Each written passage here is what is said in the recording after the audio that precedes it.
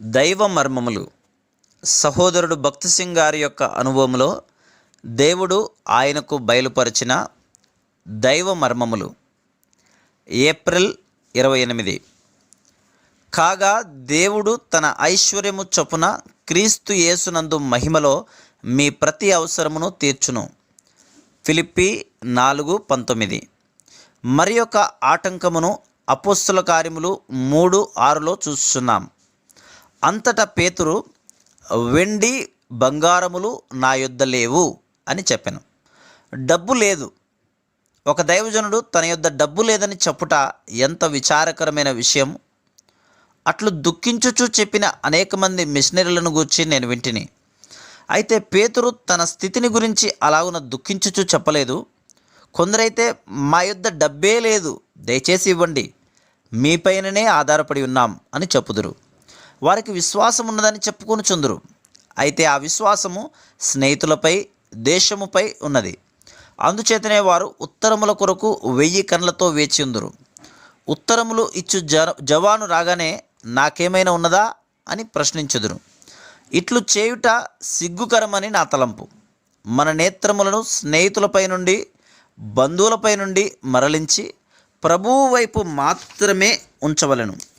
మన అక్కరలను తన ఇష్టము వచ్చిన వారి ద్వారా తీర్చును. పై మాటలు చెప్పిన తర్వాత ఏమి చెప్పవలనో పేతురుకు తెలియను గనుకనే అతడు సంతోషముగా ఉండెను. నాకు కలిగినది నీకిచ్చుచున్నాను, నజరేయుడైన యేసుక్రీస్తు నామమున నడువుము అని చెప్పాను. ఆ ఆటంకమును ఈ విధంగా పేతురు జయించెను.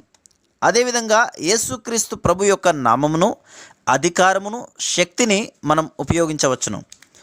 మొదట దేవుడు తన సేవను గురించి నాతో మాట్లాడిన ప్రాతకాలమున 2:30 గంటలకు నేను ఆయన సేవకునిగా నుండుటకు ఇష్టపడినట్లయినచో పంజాబులో నాకుండిన ఆస్తిపై సర్వ హక్కులను వదులుకొనవలననియు, ఒక మిషన్లో కానీ సొసైటీలో కానీ చేరరాదనియు, లోక సంబంధమైన లేక ఆర్థిక సంబంధమైన అవసరతలను గూర్చి ఎవరితోనూ చెప్పరాదనియు, ప్రస్తావించకూడదనియు బహు తేటగా చెప్పాను.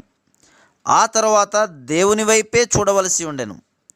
విశ్వాస జీవితమును గూర్చి నాకేమీ తెలియకపోయినప్పటికీ పై షరతులకు సంతోషముగా వినయముతో సమ్మతించి తిని, గొప్ప దండయాత్రలకు కానీ వ్యక్తిగతంగా కానీ మనకున్న అక్కరలు ఎంత గొప్పవైనను పర్వాలేదు. స్వార్థ దండయాత్రలకు పోయినప్పుడు మా గుంపులో 60 మంది లేక 100 మంది ఉండిరి. అనేక మైళ్ళు ప్రయాణం చేసి మమ్మనెవరు ఎరగని ప్రదేశంలోకి వెళితిమి. అయినప్పటికీ ఆయన మా అక్కరలను తీర్చెను. అన్ని సమయములలో కూడా మేము ఆయనను నమ్ముకొనవలనని మాకు నేర్పించుటకు గాను కొన్ని సమయములలో ఏదో ఒక కారణం చేత ఆయన మా అక్కరలను తీర్చలేదు. అయితే ముఖ్యమైన ప్రశ్న ఇది: దేవుని చిత్తములో ఉన్నాను అని నీవు నిశ్చయముగా చెప్పగలవా? దేవుని ఏర్పాటులో నీవున్నావా? అట్లయినచో తాను నీ అవసరతలు తీర్చునని దేవుడు నీతో ఒప్పందపడి ఉన్నాడు. Praise the lord.